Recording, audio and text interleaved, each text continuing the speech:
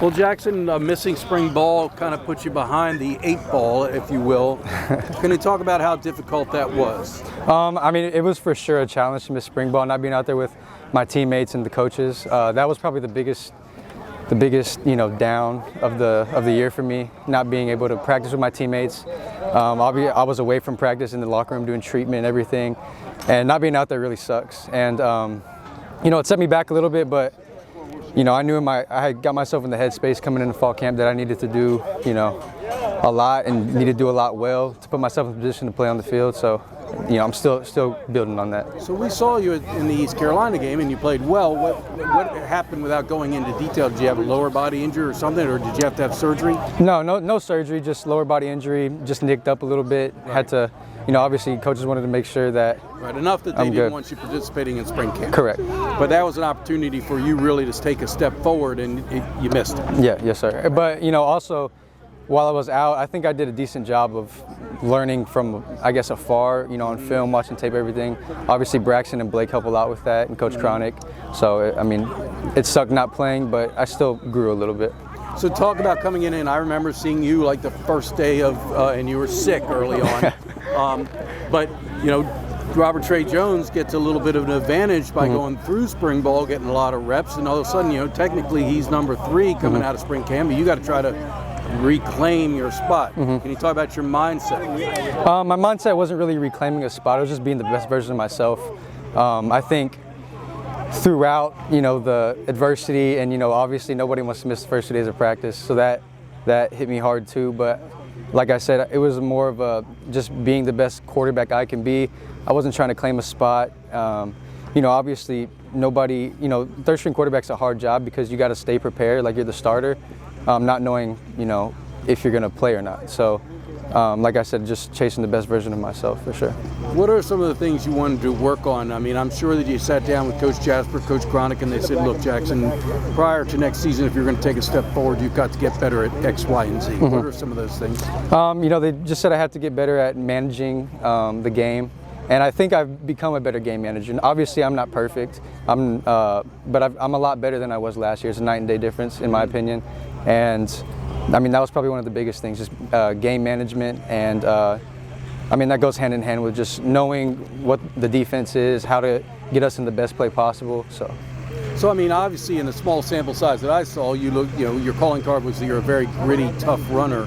Can you talk about the mindset you bring to running the ball? Because you run hard, even though you're not the biggest guy, but you really run hard up in between the tackles. Yeah, so, obviously, like you said, I'm not the biggest guy. I'm not the fastest either. But I think a game changer for me is when, the pads come on. I think my physicality can really give me an advantage and change the game, and I use that, I have to use that to my advantage to get on the field, and I love to take advantage of it. I think I have an aggressive running mindset, and it's fun. I enjoy doing it, so.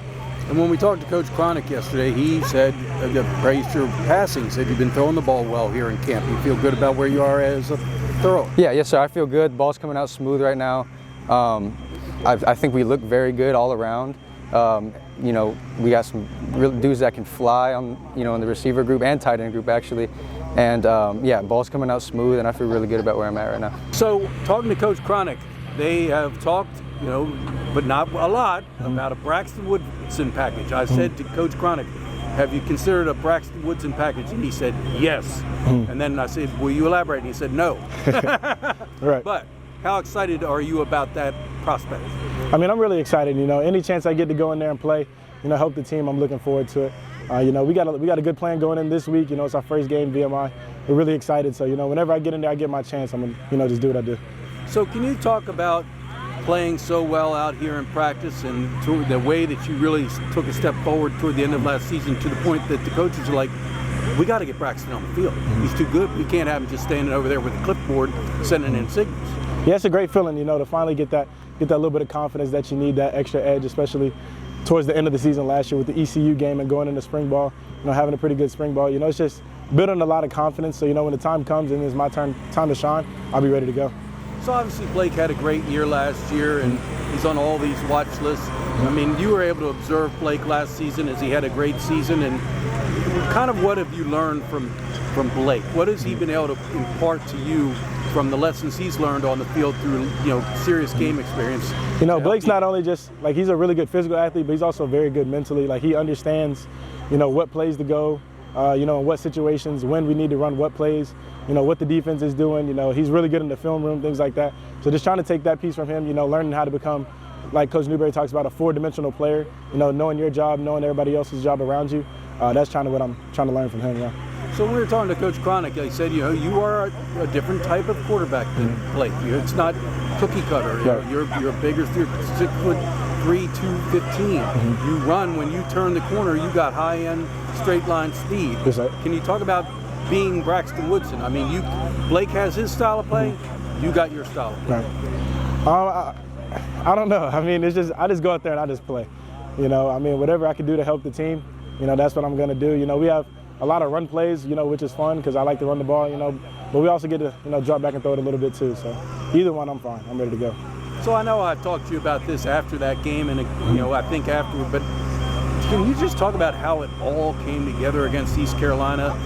Everything the coach has been saying about Braxton Woodson and what he brings to the table, shown through. You're making the throws. You're making incredible runs. It's you're balling. Yes, sir. Can you talk about how great that felt that day? I mean, it felt amazing, to finally put all the pieces together.